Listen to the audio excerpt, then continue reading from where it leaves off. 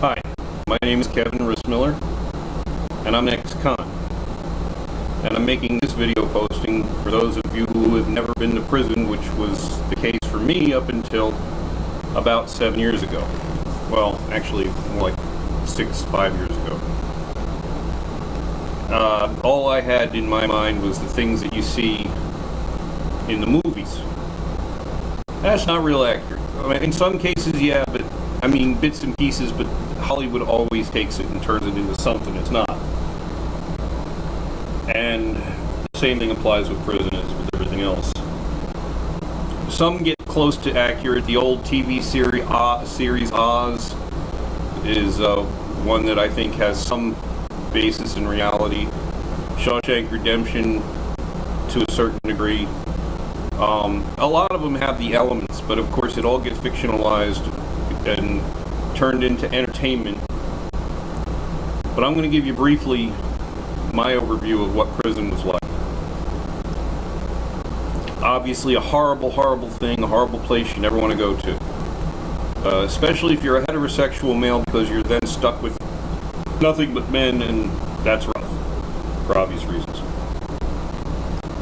Also, it's a very brutal, violent environment, and very deadly and dangerous.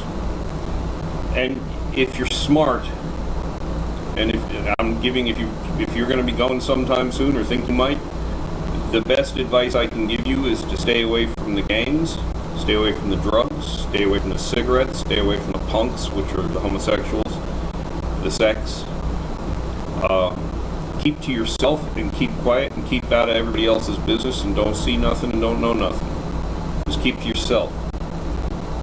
And if you're going to have to spend the rest of your life there, that's going to be a very difficult life to live.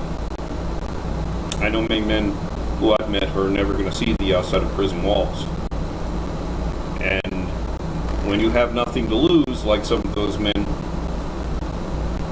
you don't think twice about killing someone else, because if they put you to death, give you the death penalty for murdering someone, it's just a quicker way out of prison.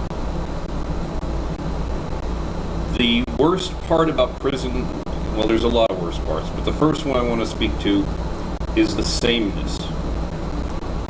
It is what causes men to become institutionalized, and I fight this off myself.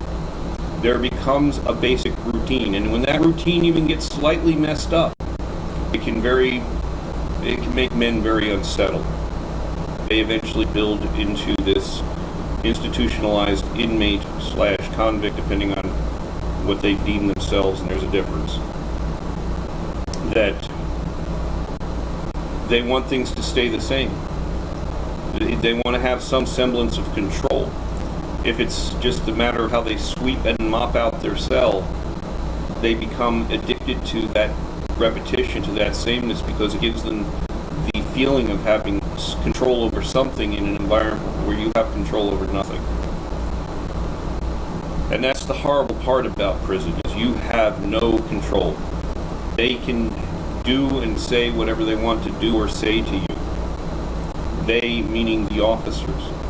And many of the officers are good, but there are many who are tyrants, who are in that job, in that position, because they enjoy tormenting other people. And very often they will be very critical of whatever crime you're there for. They will have their friends who are inmates, and some of that stuff you see in movies is true. I don't want to go too deep into it, because I still face the potential of spending one more year if they violate me between now and when I get off the CRD / parole, which is handled in the probation department. I fear that just because you're so at risk in this environment, because you're not run by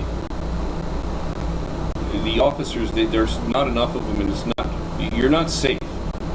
This is the worst society has to offer gathered into one place.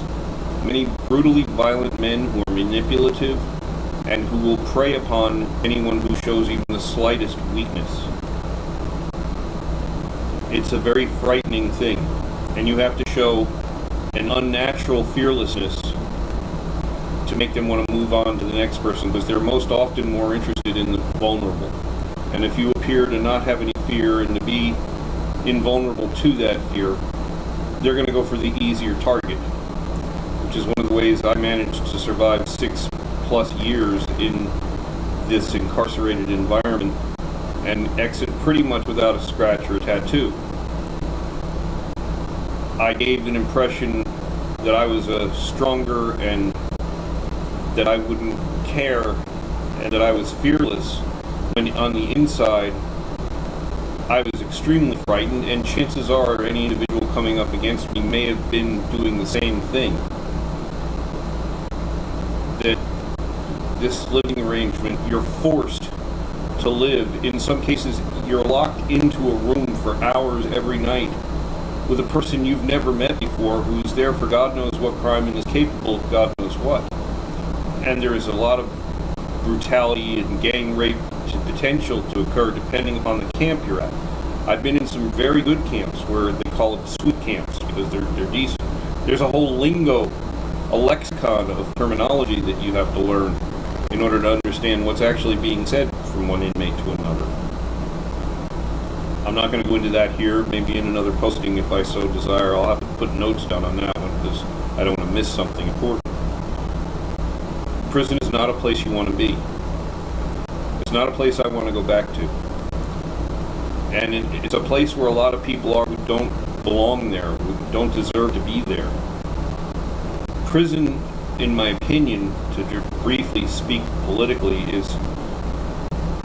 it's a job provider that the state uses because they've sprinkled them all over all the counties in Florida so that the local politicians can say, look at what I've provided for you, because a lot of these towns would dry up and blow off the map if there wasn't a prison there to provide that community with jobs, and because the secondary jobs, the support jobs that support the prison environment, that bring the food in and out and the laundry supplies and all of the other things, and gives jobs, correction officer jobs, to people who probably wouldn't even qualify at Walmart in some cases.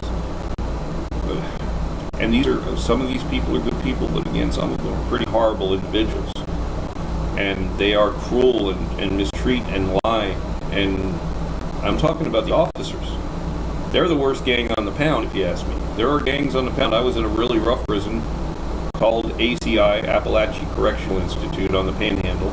Its nickname is Gay CI because the punks, which is the terminology used for the homosexuals in prison, pretty much run the pound. They're everywhere and open about it. And there's a lot of other gangs in that one too. I mean, every gang you can think of, whatever the race or nationality or belief system. And don't involve yourself with them. That was a hard choice I had to make. I went lone wolf. I got asked to join gangs that there's no right a white old man belonged in, but it was because so they could be the ones who put down on you and protect you from the other gangs putting down on you, because they're the ones who are putting down on means taking your stuff and taking advantage of it. Show a strength you don't know. Show a fearlessness you don't have if you're going there.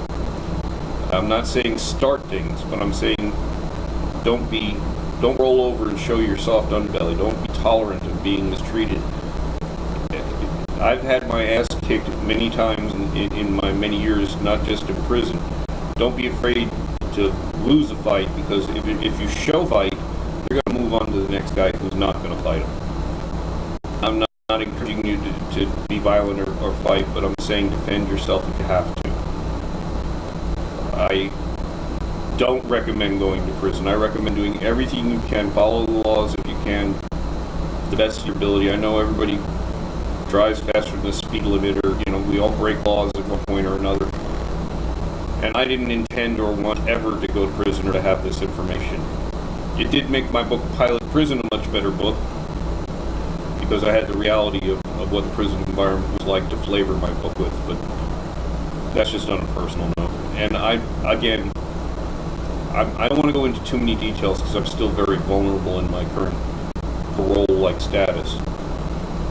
But prison is a very dangerous, dark, lonely, frightening, horribly boring.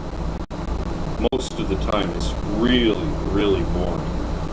And that's the part that's worse. and the sameness, the repetitive nature of it, the routine that you eventually become addicted to as part of the institutionalization, it can really tear at one's mind. You have to have and keep a very strong mind. And a lot of people latch on to religion, God, faith in order to maintain it. Some use other substances, some gamble. But all those things like gambling and gangs and drugs and smoking, those will only lead to a very negative, destructive thing, because somebody else is going to want to hurt you or take you down for whatever reason. So avoid all that stuff. Do your time, do it by yourself, stay to yourself. You eventually will find a similar person. Like-minded people tend to gravitate together in a prison environment. Even smart old white men will do that. And there is some relevant safety in numbers, but even amongst them, you will find there are predatory types who will look to find your vulnerabilities and take advantage of you. So be always alert and on your guard. And don't deal with other people. I've seen people get beat to death with a lock put into a sock over a soup worth less than $1. And I'm talking about a ramen soup. And that's part of why I made this posting, because back here behind the laptop I have, I'm getting a text message, but I have here cooking, as it were, a soup. But ramen soups are a common, or were when I was in there, a common trading item in the black market, trading soups to get other items that the state does not provide, because if you don't have somebody on the outside sending money into you on a regular basis, you are in some deep trouble, because you have to get what's called a hustle. And if you don't have a hustle, you're going to struggle bad, because the state does not provide for all your needs. You don't get issued deodorant, as one good example. And when you're in a hot, sweaty, non-air conditioned environment in the state of Florida, and you don't have deodorant, there's going to be problems that's going to happen. Even though the water's free and you can shower fairly frequently, it's not enough. There is an inhuman nature to the prison environment, and it's meant to make you hate it, and I do hate it, and you should hate it, whether you've been to it or not. Some people live in it. There's some men who have, the state's been their parent and raised these guys from being kids who were criminals. And it's a sad situation to see. And some people are so bad they never should come out of this environment. And it's another sad event. But I'm just giving you basics. If you want details, contact me, and I'm hoping to add more details. Read Pilot Prison. That gives actually a lot of information, even though it's a science fiction that tells you a lot about it. And I look forward to any comments or questions you have. Comment below. I Pilot Prison at Amazon. Search for my name or Pilot Prison and you'll find it. But avoid prison at all costs. And if you have somebody there, support them. Help them. Send them money. Write them letters. They need encouragement. They need your mental support. I appreciate you taking the time to listen to this. I hope you never have to deal with what I've dealt with. I was once young, 10 foot tall, and bulletproof, or so I thought. And eventually it can happen to you, because I thought it would never happen to me. But Florida has a very strong litigious nature, meaning they're very legally based and very easy to get locked up in this state. California and Texas are the other two of the top three. And the United States has the most prisoners of nearly all the other countries combined in this land of the free and home of the brave. Don't take your freedom for granted, because the state will take it away from you with quickness. And I hope you never have to deal with that. God bless you, and have a